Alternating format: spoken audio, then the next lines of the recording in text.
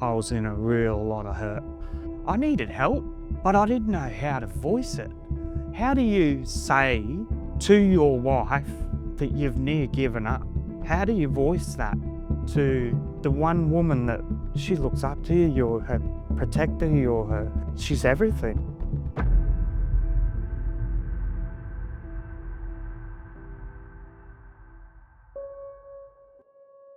My childhood, look, I have a lot of great fond memories and a lot of really sad, tough memories that I sit with. But my great memories are memories of going down to the Don River in Bowen with my brothers and fishing. We used to do anything that involved the water. Us boys, I had three brothers, and it was such a great memory. We still have that love of fishing. That was really good memories when I was able to be with my brothers and be with my included in the family events. I left home at 14 where for me life really began. 12 years old, I was taken into family services away from my family. I was placed in foster care for a couple of years. It was hard at the time, but it was better than what I was living. Things weren't good, and it was a conversation with my dad that he said, we need to do something here. And he said, do you think that you'd be interested in doing a jockey's apprenticeship? And I was like, yeah, I would. And Dad facilitated that for me. He found there was an advertisement for jockey school. I had an attitude as a kid. I had the attitude of a jockey.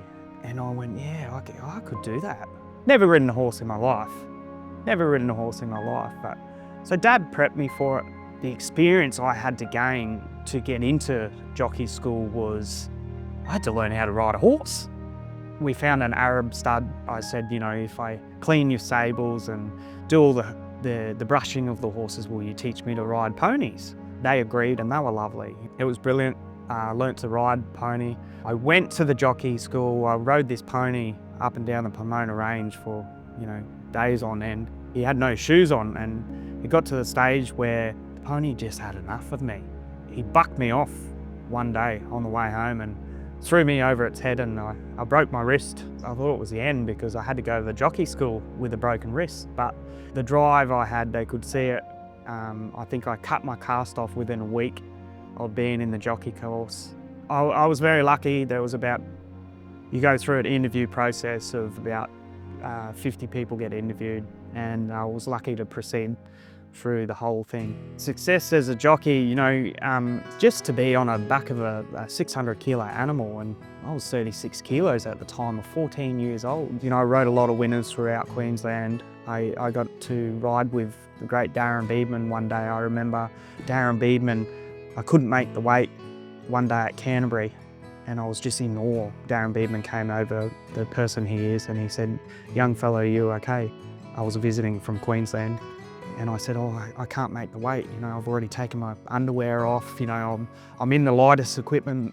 I've got the lightest saddle I can. He said, well, here, I've got some light boots for you. You can wear these. And I actually made the weight, and he actually let me ride in his boots. So that was pretty incredible. I always struggled with weight. I don't think I quite hit puberty till I was 18, 19. Yeah, I just started growing. I was a very tall jockey. I'm probably sitting at about 5'11" now. That's pretty tall for a jockey. But I sustained it for a good 4 years. Some great experiences. Like, you were at the top of your game. Everyone wanted to know you. You're an athlete. They call it the sport of kings, and I certainly, at the time as a jockey, I felt like a king. And I thought I was going to do this for my whole life. And it's not out of jockeying. I think that was at around the age of possibly 20 years old. And I remember going, what am I going to do with my life? And I went, well, I can't get a normal job Monday to Friday. What? And I went, well, what pays the most? And it was mining. And I had this thing where if I want to do something, I just do it. And then I think my life consisted of underground mining for 10 years, where I worked in many, many different underground mines, coal, hard rock.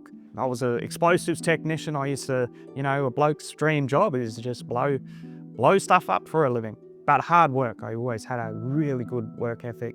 Yeah, I think at 23, 24, I did the right thing by buying a house, I thought at the time, but I didn't have the maturity or the respect for money. Things can spiral for me. Mortgages need to be paid. You need to be on top of your finances, and I was too busy in kid mode, basically. So there was a time where I did lose my job in the mines. I had a vehicle, I had a mortgage, I had so much debt.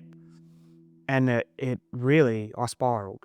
It led to a life of drugs entered my life.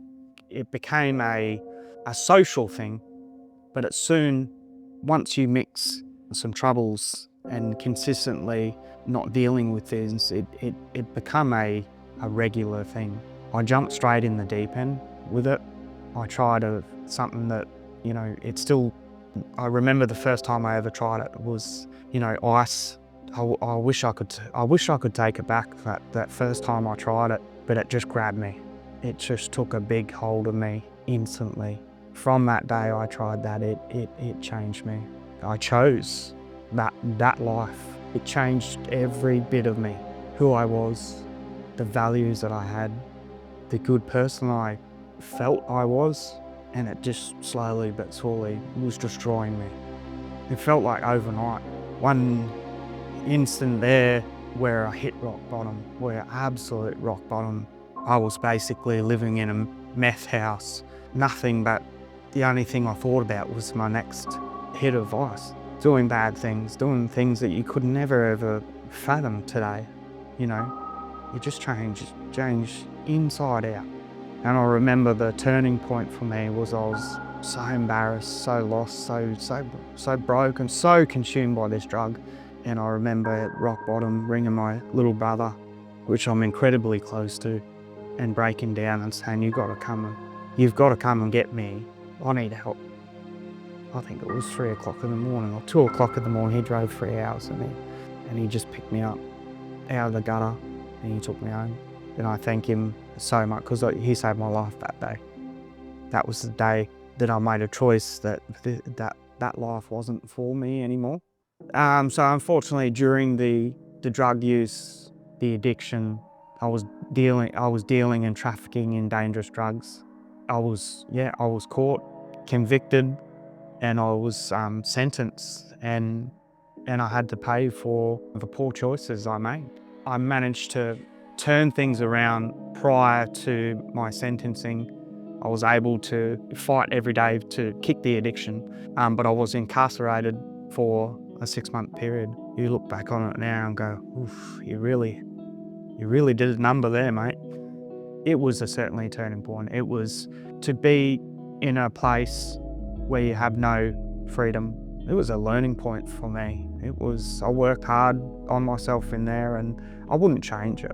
I wouldn't change it because it is a lesson that I have learned and it's made me incredibly strong and resilient. So I was in a better headspace than a lot of people that sadly go in, that are detoxing, that are, have so much, pain. It is not a very rehabilitating place. You have to have a very strong mindset to come out. Came out with nothing. Came out with absolutely nothing, and that's, I tell you what, the day you get out, you just have this appreciation for everything. The clean air, the smell of the ocean, the green grass, you appreciate the things that you've taken for granted for so long. Coming out, you got to start again. That's hard. You got to pick yourself up.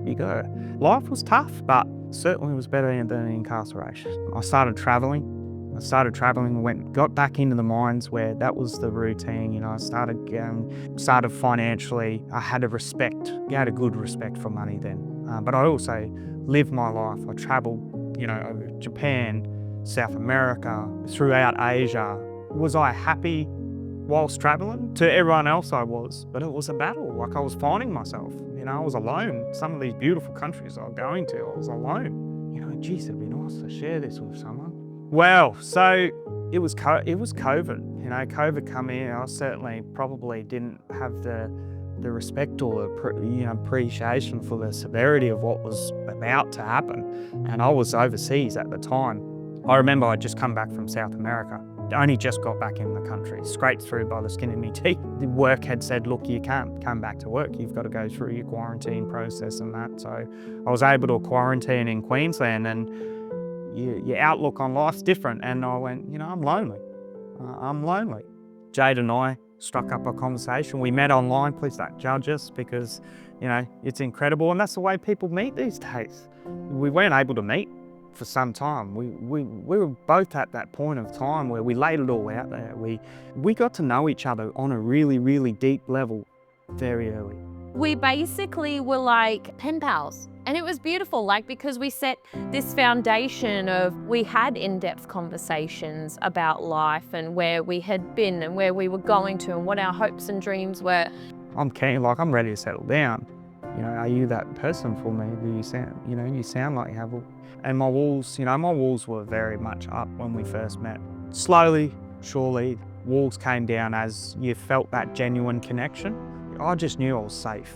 I was safe to display who I was. Has always been open, and he would just go, well, this is kind of what I've been through, at this point in time. And I was like, wow, it blows your mind to hear.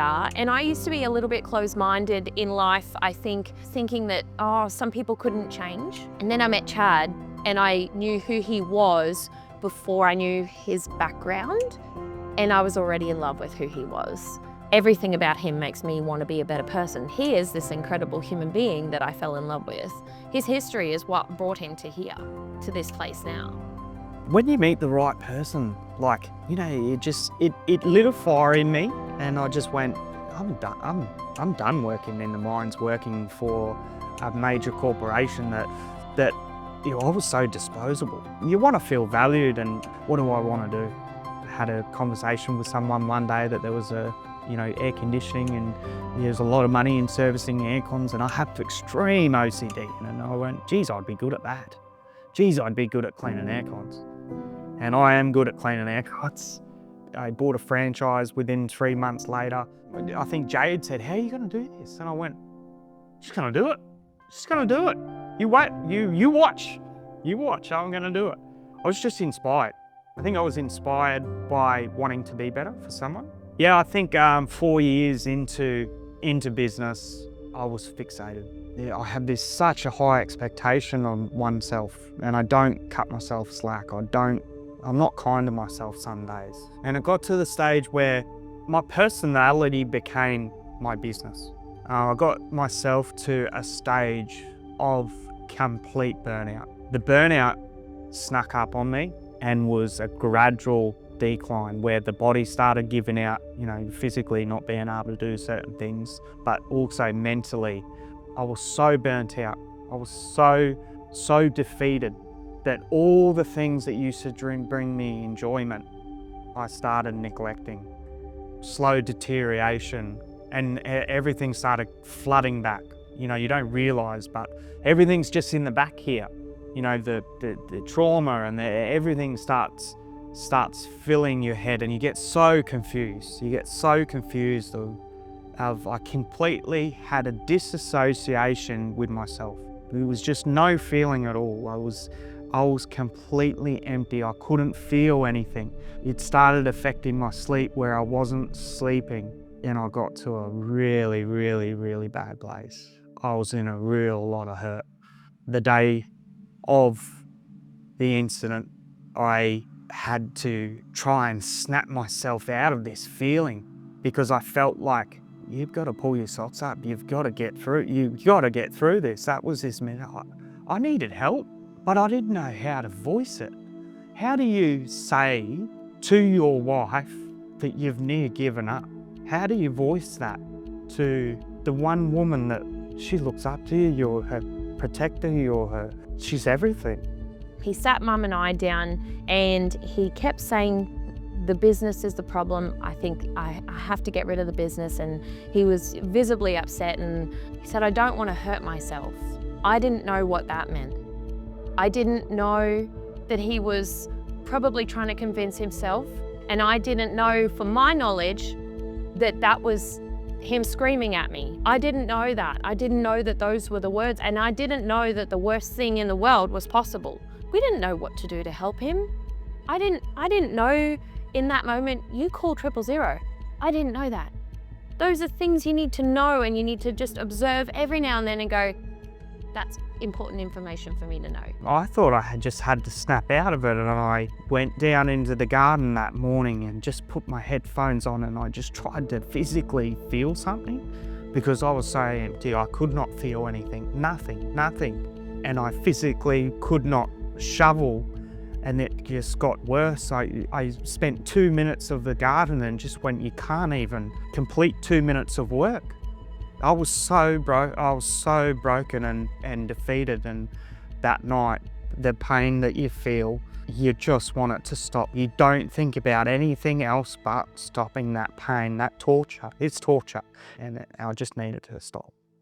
We have an adorable dog. He was sleeping on the floor in the bedroom with me, and then I heard a thud, and he doesn't bark, but he barked, and I just knew something was wrong, and I got up, and that's when I found Chad.